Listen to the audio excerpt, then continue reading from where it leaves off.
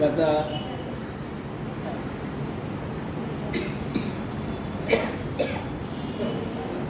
Hello hello hello hello hello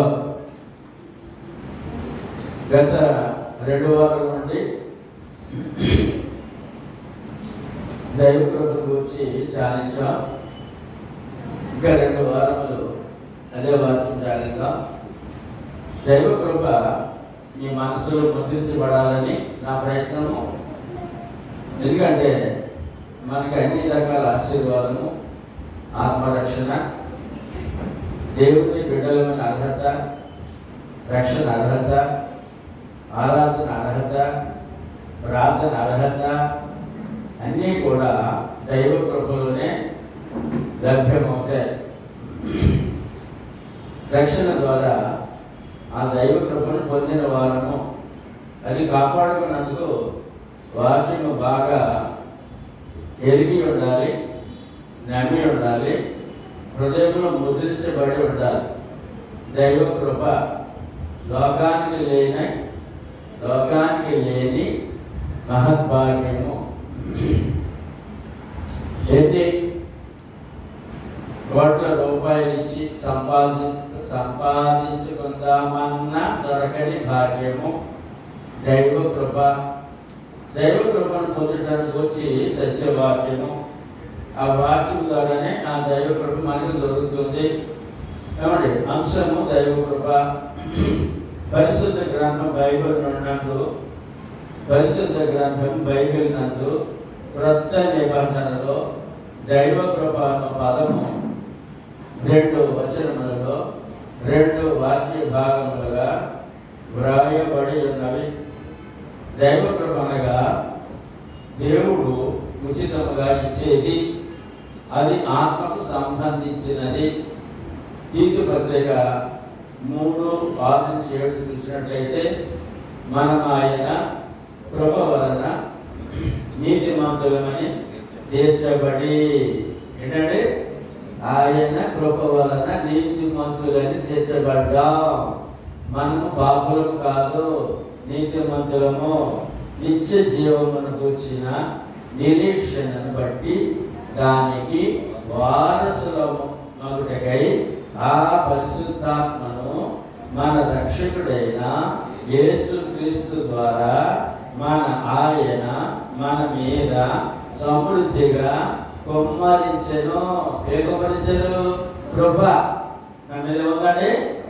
వర్షం మీద వర్షధారంగా కుమ్మరించాడు. వాక్యంతో కుమ్మరించాడు.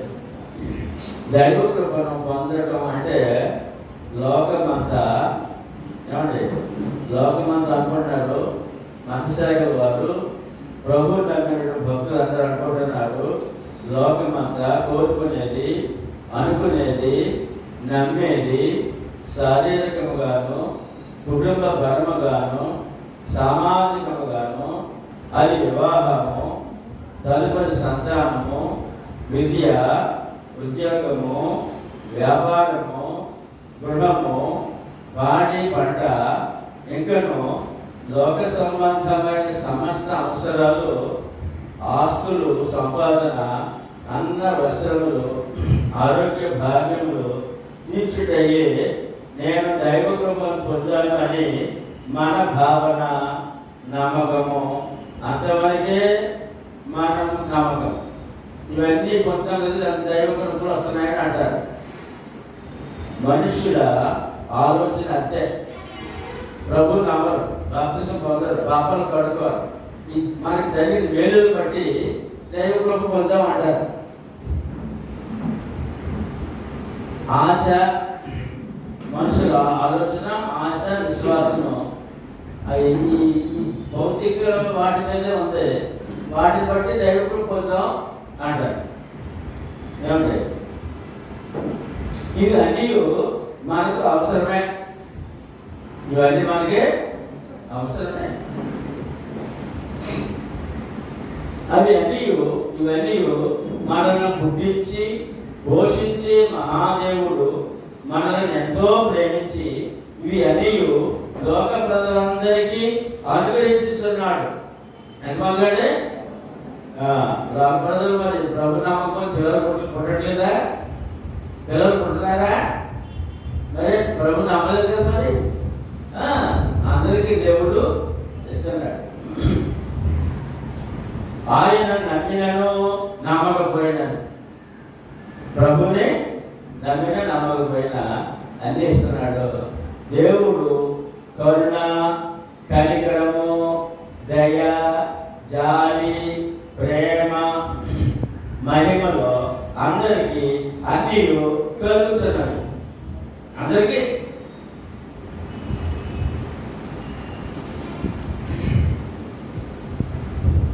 దైవ చిత్తానుసారముగా ఎంత చెట్టుగా అంతే గాలి అన్నట్టుగా అందరికీ అందిస్తున్నాడు దేవుడు. దాని మీద నమ్మకపోయినా వీటన్నిటినీ కంటే ముఖ్యమైనది మరొకటి ఉన్నది. నిత్యం ఉండేది, మరణము లేనిది మనలోని ఆత్మ. అంటే లోక సంబంధమైన శరీర సంబంధ ఆశీర్వాదాలు అన్నిటికంటే చాలా ప్రాముఖ్యమైనది ఉంటుంది. ఏంటంటే మన మరణం లేనిది, నిత్యం ఉండేది మనలో ఉన్న ఆత్మ. ఏమండి వీటన్నిటికంటే ముఖ్యమైనది మరొకటి ఉన్నది.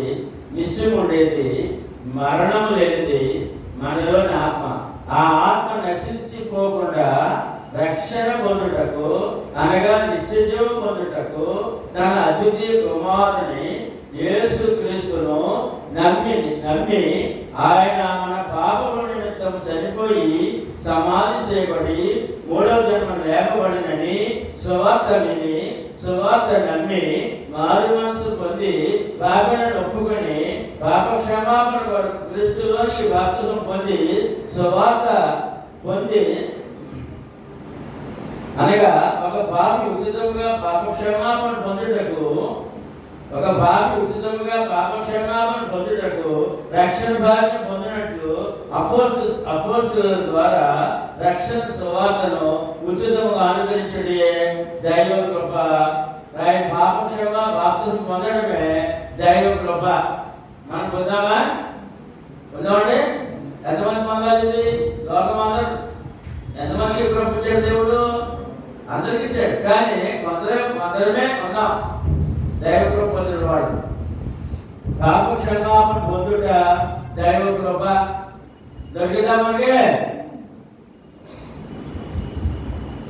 పైకి చెప్పిన ఈ ఆశీర్వాదాలన్నీ పొందినప్పటికీ అతడు పాపగానే ఉన్నాడు, దైవ కృపలో లేడు.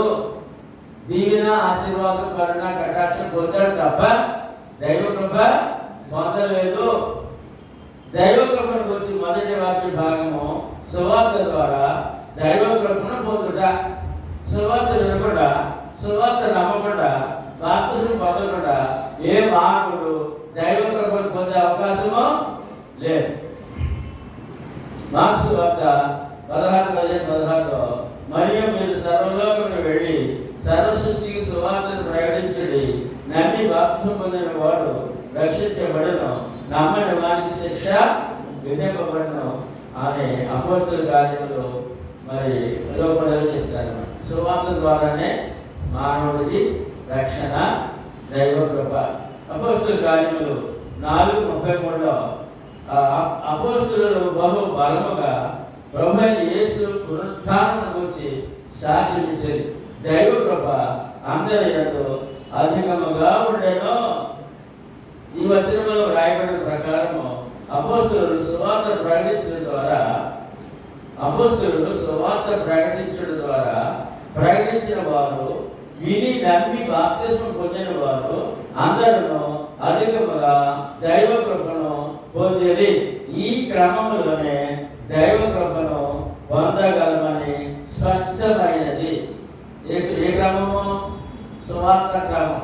ప్రభు నమ్మాలి, ఆయన మనకు ఏం చేశారో తెలుసుకోవాలి, ఆ సువార్త వినాలి, నమ్మాలి, వారు మనసు పొంది కాబట్టి ఒప్పుకొని క్షమాపణ క్రీస్తులో బాప్తిసం పొందే వరకు ఏ మానవుడు దైవ పొందే అవకాశమో లేదు. చాలా స్పష్టమైనది. కాబట్టి అపోస్తుల కార్యము, అపోస్తుల సువార్త ప్రకటించకూడదని, అపోస్తులు సువార్త ప్రకటించకూడదని ప్రధాన యాజకులు, పెద్దలు, శాస్త్రులు వలన వారికి అభ్యంతరం కలిగారు. అపోస్తుల కార్యములు 4:18-20 వరకు. అప్పుడు వారిని పిలిపించి మీరు యేసు నామమును బట్టి ఎంత మాత్రమును మాట్లాడకూడదు, బోధపడకూడదని వారికి ఆజ్ఞాపించారు. అప్పుడు పెద్దలు ఏం చేశారంటే సువార్త ప్రకటించకుండా ప్రధాన యాజకులు, పెద్దలు, శాస్త్రులు అపోస్తులు సువార్త ప్రకటించారు. ప్రకటించకూడదన్నారు, బోధింపకూడదన్నారు, వారికి ఆజ్ఞాపించారు. అక్కడ అందుకు పేతురు అంటాడు, పేతురు యోహాను మాట్లాడతారు వాళ్ళతో, పెద్దలతో ఏమని? వారిని చూసి దేవుని మాట వినుట కంటే మీ మాట వినుట దేవుని దృష్టికి న్యాయమా? మీరే చెప్పుడి. ఏమండి? ఇప్పుడు ఎవరి మాట విన్నాం మనం? మన పెద్దల మాట అనలేదు. దేవుని దృష్టికి పెద్దల మాట, సమాజం మాట, కుటుంబం మాట మనకు అవసరం కాదు. దేవుని మాట వింటా, మీ మాట వినాలా, దేవుడి మాట వినాలా? మీరు ఎవరి మాట విన్నారు? రైట్. ఆ దేవుని మాట ఏంటి? సువార్త. న్యాయమా? మీరే చెప్పుడి. మేము కన్న వాటిని విన్న వాటిని చెప్పక ఉండలేమని ఉత్తరం ఇచ్చేది. ఈ సువార్త ఏంటంటే యేసు ప్రభుని కళ్ళాలను చూశారు, అద్భుతాలు చూశారు, శిలువ మరణం చూశారు, మరణ జీవితం చూశారు, ఆయన బోధలు విన్నారు. మరి కన్న వాటిని విన్న వాటిని చెప్పకుండా ఉండలేము అన్నాడు. అందుకే ఇవాళ మన వరకు వచ్చింది, మన వరకు వచ్చింది. ఆ సువార్త ఎక్కడికి వచ్చిందండి? అక్కడికి ఎక్కడికి వచ్చింది? మన వరకు వచ్చిందండి.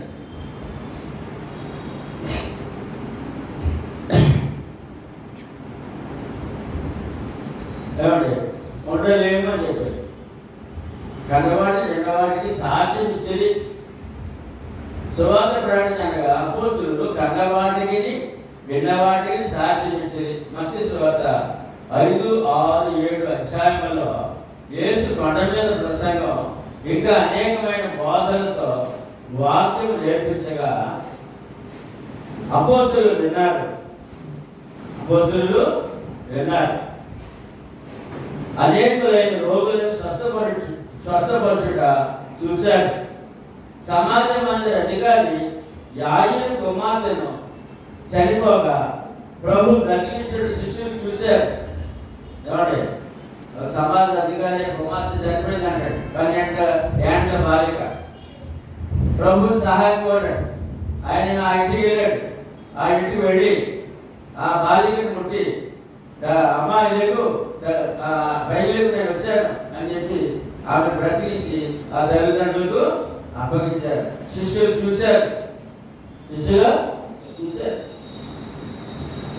నాయనడు ఊరిలో చనిపోయి పాడి మీద మోసుకొని పోతున్న ఒక విధవరాలు కుమారుడు బ్రతికించుట చూశారు. ఏమండి? నాయనాని పట్టణంలో ఒక విధవరాలు ఏకైక కుమారుడు చనిపోతే, ఏమంటే సార్ చనిపోయిన తర్వాత మరి గ్రామాంతులు కూడా ఉండి సమాజ కార్యక్రమం తీసుకెళ్తున్నారు, పాడి మీద కట్టి తీసుకెళ్తున్నారు. దానిలో యశ్వరం ఎదురొచ్చారు. ఆయన్ని తల్లి ఏడ్చుకుంటూ చూశారు. ఏమంటే? ఆయన దగ్గరికి వెళ్ళి తల్లిని ఓదార్చి ఆ బిడ్డను బ్రతికించి పాడిని ముట్టి బ్రతికించి తల్లిగా అప్పగించారు.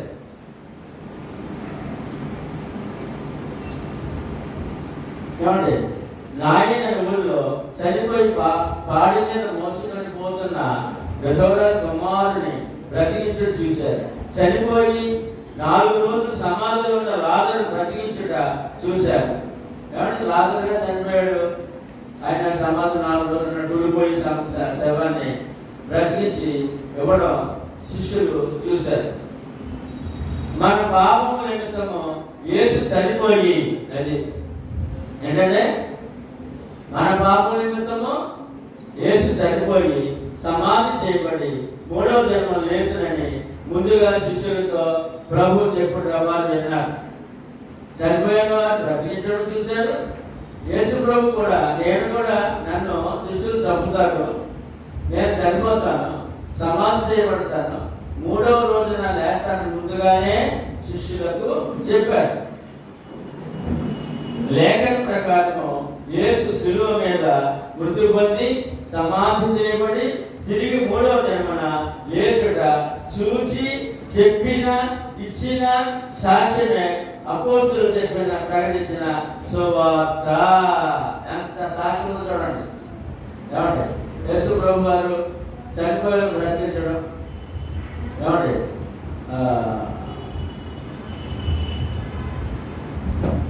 సమాధి మందిర అధికార కుమార్తెను, నాయకుల్లో విడుదల కుమారుని, లాలు సమాధిలో 4 రోజులు గుడిపోయే శవాన్ని బ్రతికించడం, అనేకులైన రోగులను, గుడ్డివారిని, శాంత రోగులను, పక్షవాతాలను బాగు చేయడం, కుష్ఠరోగిని అప్పటికప్పుడు పసిపెట్టి శరీరంగా ఆయన ఆరోగ్యం ఇవ్వడం, ఏమండి ఇవన్నీ చూస్తున్నారు. తదుపరి ప్రభువారు చనిపోయి సమాధి తిరిగి లేవడం కూడా చూశారు. ఇన్ని రకాల సాక్ష్యము వారి దగ్గర ఉంది. ఇంకొక మాట ఉంది, ఒక ఆజ్ఞ ఉంది, సర్వ సృష్టికి సువార్త ప్రకటించిన ఆజ్ఞ కూడా ఉంది. ఇన్ని సాక్ష్యాలతో ప్రభుత్వ ఆజ్ఞతో లోకంలోనికి సువార్త ప్రకటించినందుకు అపోస్తులు వచ్చారు. ఆ సువార్త మన వరకు వచ్చింది. ఎవరికంటే మన వరకు ఇన్ని అద్భుతాలు చూసి విని దేవుడితో కూడా ఉన్నవారు చెప్పిన మాటలు వాచినది. అదే గ్రంథస్థం చేసిన దైవ గ్రంథం. గుడ్డు మాటలు కాదు, ఏదో వినేసి వాడి మటుగా వాడేదో వాడి భక్తి అవుతుంది, మా భక్తి మాదే అంటారు లోకం. కానీ దేవుడి మానవుడు వచ్చి ఆయన చేసిన అద్భుత కార్యాలు, ఆయన బోధలు స్వయంగా విని చూసిన వారు చెప్పిన వాచ్యమే బైబిల్ గ్రంథం కొత్త నిబంధన. లేఖన ప్రకారము యేసు శిలువ మీద మృతి పొంది సమాధి చేయబడి తిరిగి మూడవ లేచినట్టు చూచి చెప్పిన ఇచ్చిన సాక్ష్యమే అపోస్తులు చెప్పిన ప్రకటించిన సువార్త. రోమీయుల 9:16 సువార్త అవసరమైన మానవుడి కంటే అందరూ చెప్పండి. సువార్తను గురించి నేను సిగ్గుపడువాడును కాను, ఏలయనగా నమ్ము ప్రతివానికి మొదట యూదునికి గ్రీసు దేశస్తునికి కూడా రక్షణ కలుగు చేయటకు అది దేవుని శక్తి అయి. సువార్త ఏముందండి? దైవ శక్తి, దేవుని మహిమ శక్తి కావాలంటే ప్రతి మానవుడు సువార్త వినాలి. సువార్త ప్రకటించే బాధ్యత అనుభవించారు. నేను సువార్త చెప్పుకోవడానికి సిగ్గుపడను అన్నాడు. మరి మీరు ఎవరైనా చెప్పారు సువార్త? చెప్పలేదు. చెప్పిన కాంతంలో కుమార్తె చెప్పుకుంది, వారు రక్షణ పొందే దేవుడు నిజమైన దేవుళ్ళు ఆనందిస్తున్నారు. మనం సువార్త ప్రకటించే బాధ్యత మన మీద ముందుప్పుడు మనకే అప్పించేటప్పుడు మన ప్రభు శిష్యురాడము మనమే చెప్పాలి. చెప్పాలంటే ఈ సువార్త ఏముందంటే మళ్ళీ చెప్పండి అంటారు. సువార్తను గురించి నేను సిగ్గుపడేవాడును కాదు, ఎలాగా నమ్ము ప్రతివానికి మొదట యూదునికి గ్రీసు దేశస్తునికి కూడా రక్షణ కలుగ చేయటకు అది దేవుని శక్తి అయి. సువార్త ఏమన్నాడు? దైవ శక్తి. మరి మన సువార్త ప్రకటిస్తే ఏం చేస్తున్నాడక? దేవుని శక్తిని మహిమను ఇతరులకు అందిస్తున్నాడక. మరి ప్రకటించాలి, మాట్లాడాలి కదా. ఎన్నో మాట్లాడతాం, కొన్ని మాటలు నోట్లో ఉన్నాయి. ఏ దేవుడి గురించి మాట్లాడాలి మనం? ఎవరి గురించి మాట్లాడాలి మనం? దేవుడి గురించి మాట్లాడాలి. సువార్త అనగా కొరింథీయులకు రాసిన పత్రికలో 15:3-4 ఇది కూడా చెప్పండి. లేఖనముల ప్రకారము క్రీస్తు మన పాపముల నిమిత్తము మృతి పొందెను, సమాధి చేయబడెను, లేఖనం ప్రకారం మూడవ దినమున లేపబడును. ఎవరి కొరకు మరణం? ఎవరి కొరకు? ఎవరి కొరకు? నా కొరకు అన్నారు. నా కొరకు. మరి లోకం తెలిసే వాడు ఈ సంగతే తెలుసా? తెలీదు. మరి ఇక్కడ చూస్తుంటారండి.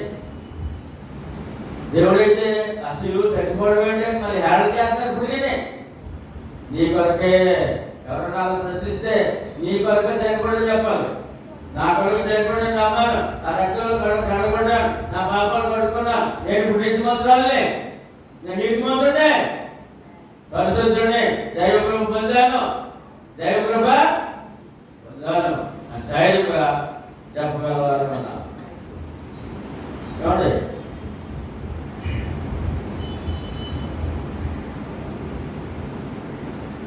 ఆ సువార్త నమ్మిన వారే లేఖనములు నమ్మిన వారు. సువార్త నమ్మకపోతే బైబిల్ లేఖనం నమ్మిన వారు కాదు. లేఖనములు నమ్మిన వారే పాత నిబంధనను, అందరి వాగ్దానములను, క్రొత్త నిబంధన, అందరి రక్షకుని రక్షణను నమ్మిన వారే రక్షణ పొందగలరు. వారే దైవ కృప పొందిన వారు. రక్షణ పొందిన వారే దైవ కృప పొందిన వారు. ఇంకొక మాట వాడడానికి అవకాశము లేదు.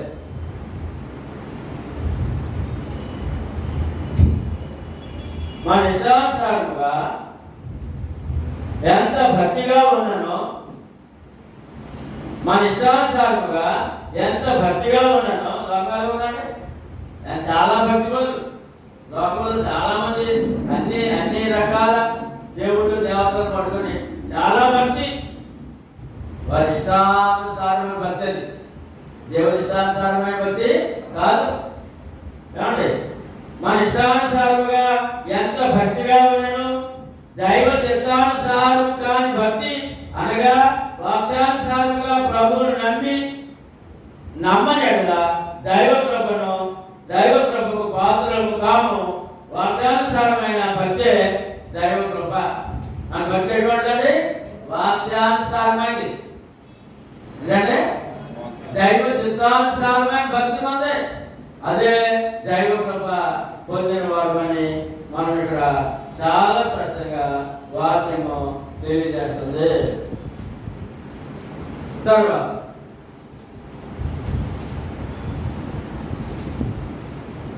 ఎపిసోడ్ రాసిన పత్రిక 1:13 సువార్త గురించి మాట్లాడుతున్నప్పుడు సత్యవాక్యము మనకేం దొరుకుతుందండి?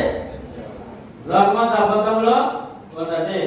సత్యవాక్యం అనగా రక్షణ సువార్తను విని క్రీస్తునందు విశ్వాసం ఉంచవలెను. అది ఎప్పుడు ప్రభువు నమ్మాలి అంటే సువార్త విని నమ్మాలి. సువార్త విని లోకం చెప్తుంది. సువార్త ఏంటో ప్రభు నమ్మాను, నా కాళ్ళకు వచ్చాడు, దర్శనం ఇచ్చాడు, ఏమండి నాతో మాట్లాడాడు, ఇవన్నీ అబద్ధ బోధలతో లోకానికి వస్త బయటకు వస్తున్నారు. కానీ సత్యవాక్యం అనగా రక్షణ సువార్తను విని క్రీస్తునందు విశ్వాసం ఉంచవలెను. రక్షణ సువార్తను విని నమ్మాలంట. నేను చూసి నమ్మాలని అంటాడు. మా సరిగా ఉంటారండి, చూసి నమ్మమంటారు. ప్రభు అంటారు, చూసి నమ్మిన వాడి కంటే చూడక నమ్మిన వాడు ధన్యుడు అన్నాడు. మనం ఇప్పుడు ఎవరు? ధన్యుడు. సువార్త శాంతులు.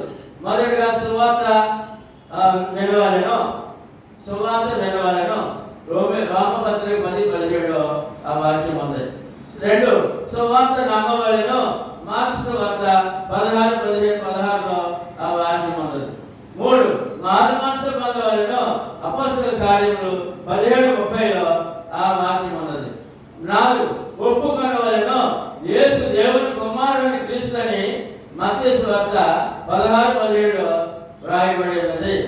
యేసు ప్రభు అని నోటితో ఒప్పుకొని రోమపత్రిక 10:9 పాపినని ఒప్పుకొని రోమ 3:23 ఏ భేదము లేదు, అందరూ పాపము చేసి దేవుడు అనుగ్రహించిన మహిమను పొందలేకపోతున్నారు. ఎంతమంది పాపులు? ఎంతమంది? పాపినని ఒప్పుకోవాలి. మొదటి యోహాను పత్రిక 1:9 మన పాపములను మనము ఒప్పుకుని ఎడల ఆయన నమ్మదగిన వాడును నీతిమంతుడు కనుక ఆయన మన పాపములను క్షమించి సమస్త దుర్నీతి నుండి మనలను పవిత్రులుగా చేయును. పాపిని ఒప్పుకోవడం దేవుడు ఒప్పుకోకపోతే పాపిగానే మిగిలిపోతాడు, పాపిగానే చచ్చిపోతాడు. అతడు నరకానికి సిద్ధంగా అగ్నికి సిద్ధంగా ఉన్నాడు మానవుడు. కనుక పాపిని ఒప్పుకోవాలి. పాప క్షమాపణ కొరకు బాప్తిస్మము దేవుడి దగ్గర మానవుడు పాపిని ఒప్పుకోవాలండి. కాబట్టి దేవుడి దగ్గరికి కనుక ఈ గుళ్ళు గోపురాలకు మానవుడు వెళ్తున్నాడు. ఎందుకంటే వారి బాధ చెప్పుకోవడానికి, పాపిని చెప్పుకోవడానికి కాదు, బాధ చెప్పుకోవడానికి వెళ్తాడు. అయితే ఇక్కడ మళ్ళీ చెప్తాను చూడండి, మన పాపములను మనం ఒప్పుకొని ఎడలా ఆయన నమ్మదగిన వాడును నీతిమంతుడు కనుక ఆయన మన పాపములను క్షమించి సమస్త దుర్నీతి నుండి మనలను పవిత్రులుగా చేయను. మన ఎవరు పాపములుగా పవిత్రులుగా ఏమండి? మన పాపం క్షమించి క్షమించబడ్డాం. మన ఎవరంటే పాపములు క్షమించబడ్డాం. మొదటి తిమోతి పత్రిక 1:15 అందరూ చెప్పండి, పాపులను రక్షించుటకు క్రీస్తు యేసు లోకమునకు వచ్చెనను, వాక్యము నమ్మదగినది పూర్ణాంగీకారమునకు యోగ్యమైనదినై ఉన్నది. అట్టి వారిలో నేను ప్రధానుడను. నేను పాపము చేయలేదని ఏ మనుషుడు చెప్పజాలడు. ఎవరికైనా అంత దేవుడి నేను బాధ్యత కాదు, నేను చాలా పుణ్యాలను చెప్పుకుని హక్కు ఎవరికి ఏ మానవుడికి లేదు. కనుక నీవు తడవచేటెందుకు లేచి ఆయన నామమును బట్టి ప్రార్థన చేసి బాప్తిస్మము పొంది నీ పాపములను కడిగి వేసుకొనమని చెప్పాను. అపోస్తలుల కార్యములు 22:16 పౌలు గారికి అటువంటి హెచ్చరిక వచ్చింది, అటువంటి సువార్త అందింది. పౌలు గారు వెంటనే బాప్తిస్మము పొందారు. బాప్తిస్మం ఎందుకంటే నీ పాపములను కడిగి వేసుకున్నాము. మనం ఏం చేసిన బాప్తిస్మం పొంది మన పాపములను కడిగి వేసుకున్నాం. అదే యేసుక్రీస్తులో. యేసు ప్రభు ఇప్పుడు లోకానికి అవసరమా? ఎంతమందికే? అందరికీ. అందరూ పాపలే. పాపాలను కడిగేవాడు, పాపాలను క్షమించేవాడు యేసుక్రీస్తు కనుక ఆయన పాపులు రక్షించుకు వచ్చారు కనుక పాపలను ఒప్పుకున్న ప్రతి వాడిని రక్షించినందుకు ఒక మార్గం, ఒక పద్ధతి, ఒక ఏర్పాటు చేశారు. అదే సువార్త. ఆ సువార్త ప్రకారం బాప్తిస్మము, అందుకని సంఘము ద్వారా ఆ సువార్తను అందిస్తున్నాడు. అందుకున్న వారు ధన్యులు, లోబడిన వారు ధన్యులు, దైవ కృపను పొందిన వారు.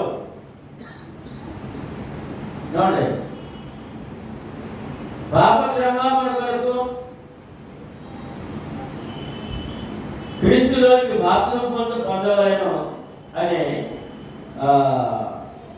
హెచ్చరించబడ్డారు కదా పౌలు గారు. లోకం కూడా పాప క్షమాపణ క్రీస్తులోనికి బాప్తిస్మము పొందవలెనని బైబిల్ బోధిస్తుంది. గలతీ పత్రిక 3:27. మరి ఎక్కడ బాప్తిస్మము పొందాలో తెలీదు మానవుడు.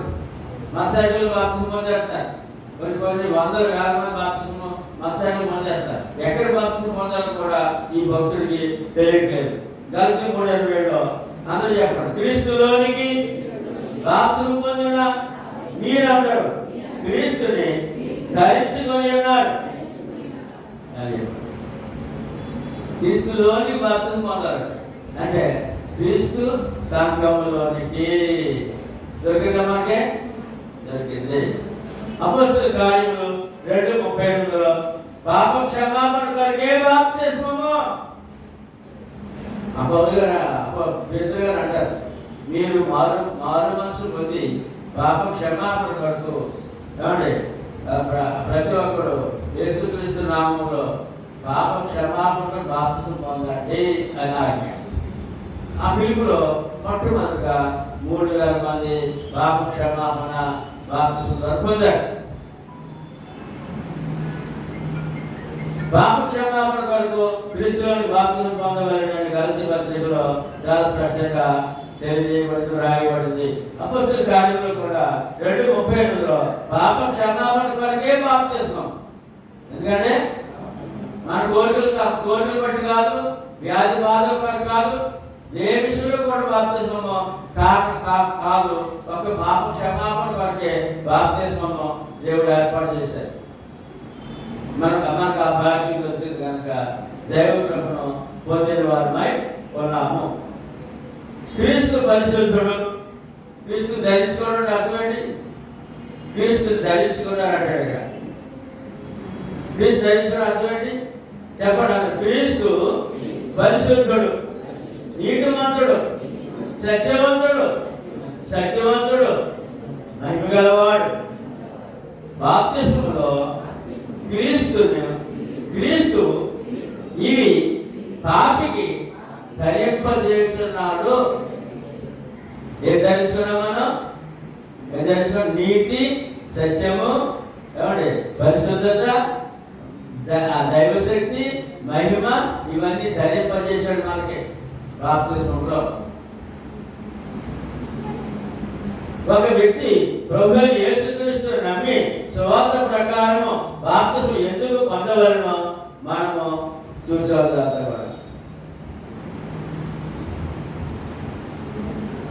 పాప క్షమాపణ బాప్తిస్మం పొంది క్రీస్తు ప్రభు యొక్క పరిశుద్ధతను, నీతిని, సత్యమును, శక్తిని, మహిమను ధరించుకున్నామా?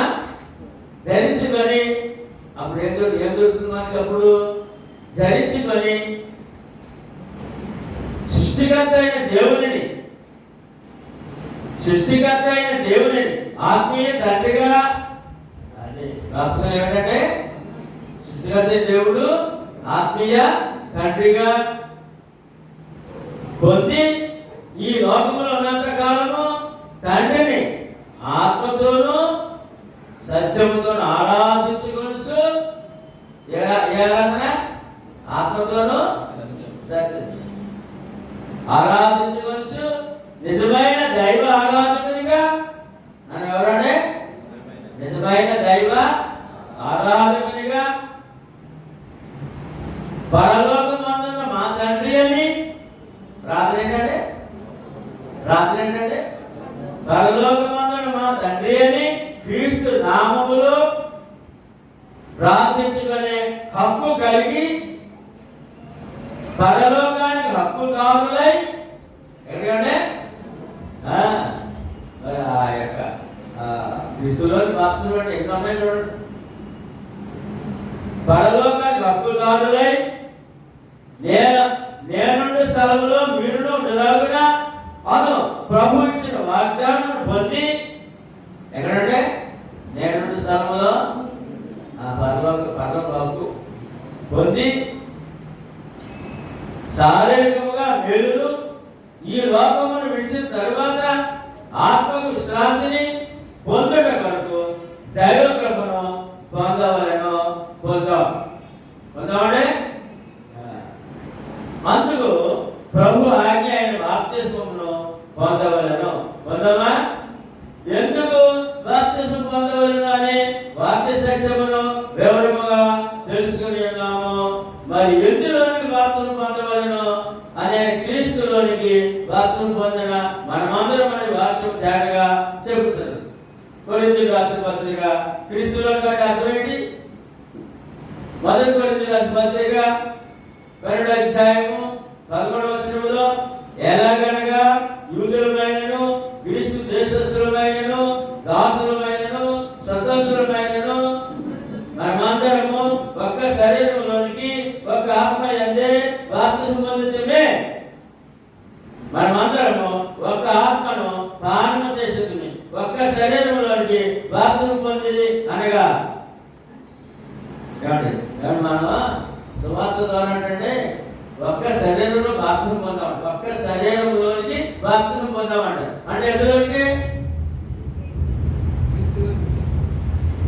క్రీస్తులు అంటే ఒక శరీరం ఏంటి? క్రీస్తు సంఘంలోనికి. ఎంత స్పష్టంగా చూడండి. బాప్తిసం ఎక్కడ పొందాలి? మరి ప్రభువు నమ్మిన వాడు బాప్తిసం ఎక్కడ పొందాలి? క్రీస్తులో. అంటే క్రీస్తు సంఘంలోని కొరింథీ పత్రిక 12:11 స్పష్టంగా తెలియజేస్తుంది. ఒక్క శరీరంలోనికి మీరు బాప్తిసం పొందాలని కొరింథీ పట్టణంలో క్రీస్తు సంఘం వారిని హెచ్చరిస్తూ వాగ్దానం చేస్తున్నాడు. ఏమండి, ఇప్పుడు మన ప్రాంతంలో అమలాపురం గ్రేసులైన క్రీస్తు సంఘంలోనికి బాప్తిసం పొందడం అంటే క్రీస్తులోనికి బాప్తిసం పొందాలి. లోకమంతా ఎక్కడున్నప్పుడు క్రీస్తులోని బాప్తిసం పొందారా? పక్కన సంఘం క్రీస్తులో బాప్తిసం పొందారా? చెప్పండి. లేదు. ఏ సంఘంలో ఉన్నా వారి క్రీస్తులోని బాప్తిసం పొందిన వారు కాదు. కొరింథీయుల పత్రిక రాసిన ప్రకారము వారు ఒక్క శరీరంలోని బాప్తిసం పొందిన వారు కాదు. మనమైతే ఒక్క శరీరం అనగా ఒకే ఒక క్రీస్తు సంఘంలోనికి బాప్తిసం పొందిన వారమైన, అందుకే దైవ కృప పొందిన వారమైన.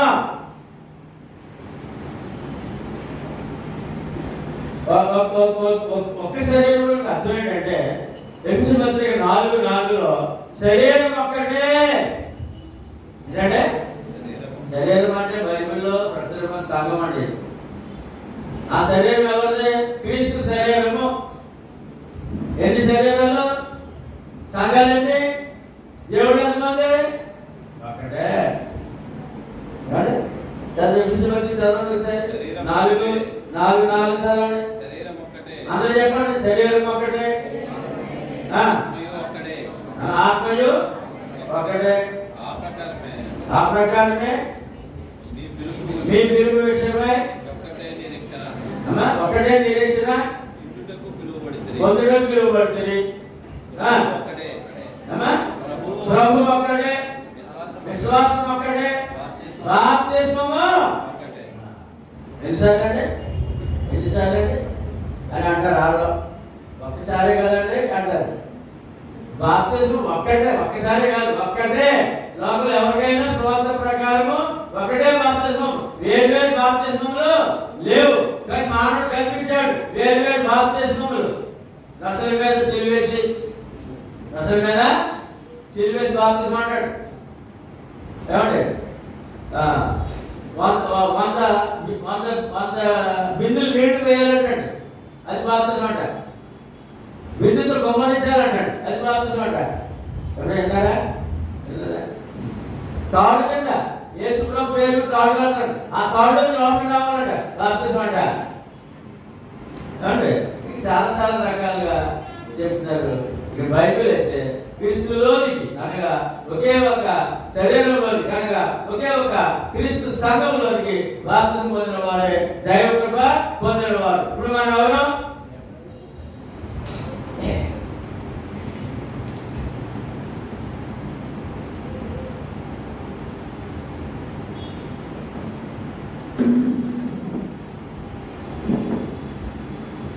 నాలుగు చూసాం కదా. శరీరం ఒక్కటే అనగా సంఘం ఒక్కటే. కొలస్సీయులకు రాసిన పత్రిక 1:18 సంఘమును శరీరమునకు ఆయనే శిరస్సు. ఎందుకంటే సంఘమును శరీరమునకు, సంఘాన్ని ఏమంటారండి? శరీరం అంటారు. ఎవరి శరీరము? క్రీస్తు శరీరం. ఆ శిరస్సు ఎవరు? క్రీస్తు అంట.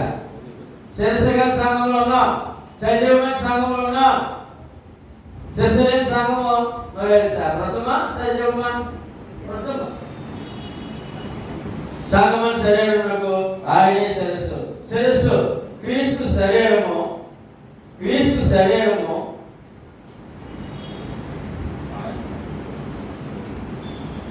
క్రీస్తేమో శిరస్సు అండి, శరీరము క్రీస్తు. అంటే క్రీస్తు సంఘం, శరీరం పేరేమో సంఘం అండి. ఆ సంఘాన్ని క్రీస్తు శిరస్సు అండి. అంటే క్రీస్తు శరీరం అంటే క్రీస్తు సంఘము. ఈ సంఘము శిరస్సు క్రీస్తు శరీరము. సంఘం అనే ఒకే ఒక్క క్రీస్తు సంఘంలోనికి బాప్తిసం పొందితిమి అని కొరింథీ పట్టణంలో ఉన్న క్రీస్తు సంఘమునకు పౌలు గారు రాసిన పత్రిక ద్వారా స్పష్టంగా వ్రాయబడింది. ఈ విధముగా వాక్య ప్రకారమే బాప్తిసం పొందిన వారమై రక్షణ ముద్ర పొందగలము, పొందాము. రక్షణ ముద్ర పడ్డాము అన్నది. ఏమన్నా ముద్ర అంటే రక్షణ ముద్ర అంటే దైవ కృప ముద్ర అంతమంటారు. ఎఫెసీయుల 1:13 మనం చదువుతాం. మీరు సత్యవాక్యం అనగా మీ రక్షణ సువార్తను విని క్రీస్తునందు విశ్వాసం ఉంచి వాగ్దానం చేయబడిన ఆత్మ చేత ముద్రించబడితే రక్షణ సువార్త ద్వారానే రక్షణ ముద్ర పడ్డదా కదా ఉందా? రక్షణ ముద్ర దానినే దైవ కృప ముద్ర. దైవ కృప పొందిన వారు మనం దేనికి భయపడకూడదండి. ప్రార్థన హక్కు ఉందండి, ఆరాధన హక్కు ఉందండి, దేవుని కృపలో ఉన్నామండి. ఆ కృపలు అన్నీ ఉన్నాయండి. మీకు కావాల్సిన అన్ని ఆ దైవ కృపలో ఉన్నాయండి. శరీర పరంగా ఉన్నాయండి, కుటుంబ పరంగా ఉన్నాయండి, ఆత్మపరంగా ఉన్నాయండి, పరలోక పరంగా ఉన్నాయండి. ఇక భయం ఎందుకో? తిరిగి వారైతే మళ్ళా దైవ కృప నుండి తొలిగిపోయే ప్రమాదం ఉన్నది. నాకు ఎక్కువ భయం అండి. చిన్న నాతో వచ్చిన ఆర్థిక ఇబ్బంది వచ్చిన సోదరులు వచ్చిన అప్పుడుగా భయపడిపోతాం. భయపడిపోయి దేవుడిని మర్చిపోతాం. దేవుడి కృప నుండి బయటకు వెళ్ళిపోతాం.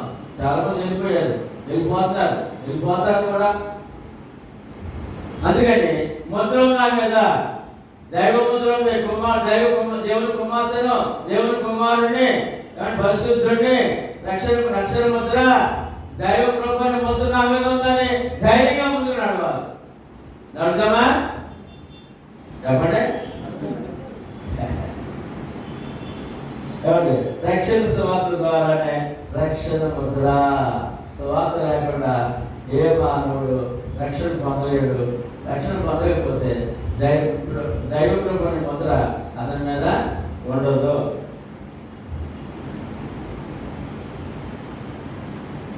ఎఫెసీయులు 2:8 మీరు విశ్వాసం ద్వారా కృప చేత రక్షించబడి ఉన్నారు. ఇది మీ వలన కలిగినది కాదు, దేవుని వరమే. అంటే ఏం పొందాం మనం? దేవుని వరం పొందాం. దైవ కృపలో రక్షణ దేవుని వరం. దేవుడిచ్చిన వరం, పరలోక భాగ్యుడు. దైవ కృపలో రక్షణ దేవుని వరం. దైవ కృపలో అపోస్తలుల ద్వారా సువార్త ద్వారా రక్షణ భాగ్యమును మనకు దేవుని వరముగా అనుగ్రహింపబడినది. అపోస్తలుల బోధ లేకుండా ఈవేళ యేసుప్రభుని నమ్ముతున్నారండి గవర్నమెంట్. అపోస్తలుల బోధ నమ్మరు, పత్రికలు నమ్మరు. అపోస్తలుల బోధ, అపోస్తలుల కార్యం, సంఘ చరిత్ర, సంఘం ఎలా స్థాపించబడిందో వచ్చే వారంలో ధ్యానిద్దాం. కాబట్టి సంఘ చరిత్ర లోకానికి అక్కర్లేదు. పత్రికలు మనం ఏ విధంగా దేవుడిని జీవించారో, మనం దొరికిన వరం ఏంటో పత్రికలు తెలియజేస్తున్నాయి. అక్కర్లేదు మానవుడికి. నమ్ముతాడు ప్రభుని. మూఢభక్తులు ఉన్నాడు. ఇవాళ మత్స్య కంటే ఇంకా మూఢభక్తులు ఉన్నారు. ఇంకా మూఢభక్తులనే ఉన్నారు. మళ్ళీ చెప్తున్నారు, చెప్పండి అందరూ. దైవ కృపలో అపోస్తలుల ద్వారా సువార్త ద్వారా రక్షణ భాగ్యమును మనకు దేవుని వరముగా అనుగ్రహింపబడినది. సువార్త లేకపోతే ఈ భాగ్యము మానవుడికి లేదు. సువార్త ప్రకారమైన బాప్తిస్మమే మనకు రక్షణ. సువార్త ప్రకారమైన బాప్తిస్మం మనకు రక్షణ. అది దేవుని వరము. అదే నిజమైన దైవ కృప. ప్రభువైన యేసుక్రీస్తునందు దైవ కృపను పొందగోరు వారు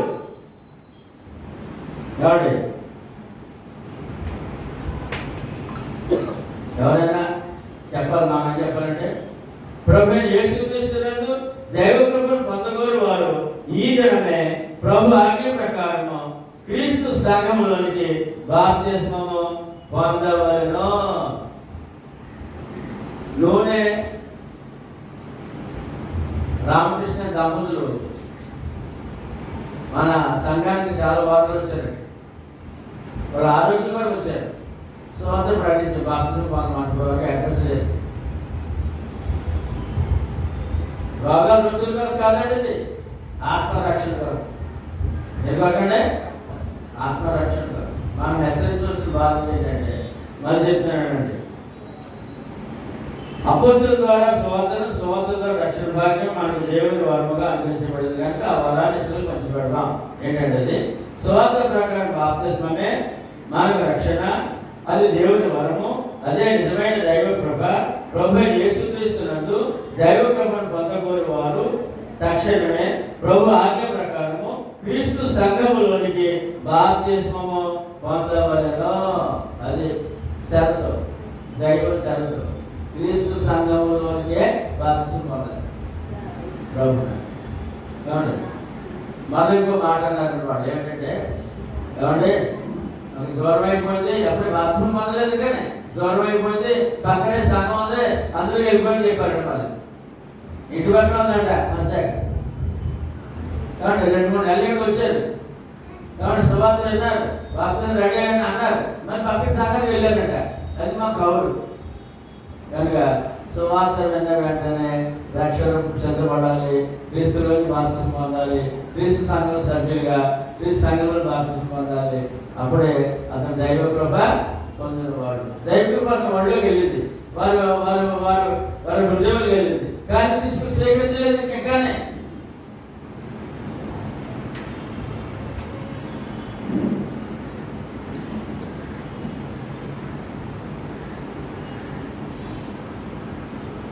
కాబట్టి క్రీస్తు సంఘంలోనికి బాప్తిజం పొందవాలని దేవుడి వాక్యము హెచ్చరించుతున్నది. పాస్టర్ గారి మాట కాదు, ఎవరి మాట కాదు, దేవుడి వాక్యం హెచ్చరిక. అదే హెచ్చరిక ఏంటంటే, సర్వ సృష్టికి సువార్త ప్రకటించండి, నమ్మి బాప్తిజం పొందినవాడు రక్షించబడి నమ్మని వారికి హెచ్చరిక, వాగ్దానం. బాప్తిజం పొందితే రక్షణ వాగ్దానము, శిక్ష అనే మాట హెచ్చరిక. వాగ్దానం ఉంది, హెచ్చరిక ఉంది. కాబట్టి యాకోబు పత్రిక 1:21 అందువలన అందరూ చెప్పండి. ఇప్పుడు మనం ఎలా ఉండాలి, మనకి అందరూ చెప్పండి, గట్టి చెప్పాలి. అందువలన సమస్త కల్మషమును విర్రవీగుచున్న దుష్టత్వమును నాని లోపల నాగబడి మీ ఆత్మలను రక్షించుటకు శక్తిగల వాక్యమును సాత్వికముతో అంగీకరించుడి. మనకిది మన విర్రవీగుచున్న దుష్టత్వం ఉందా, కల్మషం ఉందా, అవన్నీ మానుకోవాలి. మార్పు చెందిన వారికి జీవించాలి. ఈ వాక్యం ప్రకారం జీవించినట్లయితే మన ఆత్మ రక్షణ కొరకు వాక్యమే ఆధారము, వాక్యమే ఆధారం. ఇక్కడ గుళ్ళు గోపురాలు మేళ్ళ మెట్టులు లేకపోతే కొండలు కొమ్మలు ఏం లేవు. వాక్యమే ఆధారము, వాక్యమే ఆధారము నీ ఆత్మ రక్షణ కొరకు. కనుక వాక్యం నమ్ముదాం, వాక్యం చదువుదాం, వాక్యం అందాం, వాక్యం జీవిద్దాం. ఆ ప్రకారము మనం అందరం ఎవరంటే దైవ కృపను పొందిన వారము. దైవ కృపనే ముద్ర వేయబడిన వారము. దైవ కృపను ముద్ర ఏంటంటే దైవ కృపలు ఏమున్నాయి, పరలోక భాగ్యం ఉంది, భూలోక సంబంధం అన్నీ ఉన్నాయి. భూలోక సంబంధం అన్నీ కూడా ఆ కృపలోనే ఉన్నాయి అనే విషయాలు పోయిన వారం కూడా సాగించాం. మరోసారి ఇదే విషయాన్ని మీకు ప్రకటించినందుకు చాలా సంతోషంగా ఉంది. అదేవిధంగా మరి సంఘంలో ఏముందో, సంఘము యొక్క విలువేంటో, ఆ దైవ కృప వల్ల ఎలా పొందగలమో వచ్చే వారం కూడా ఆ దైవ కృప గురించి జాగ్రత్త. మీ అందరి వల్ల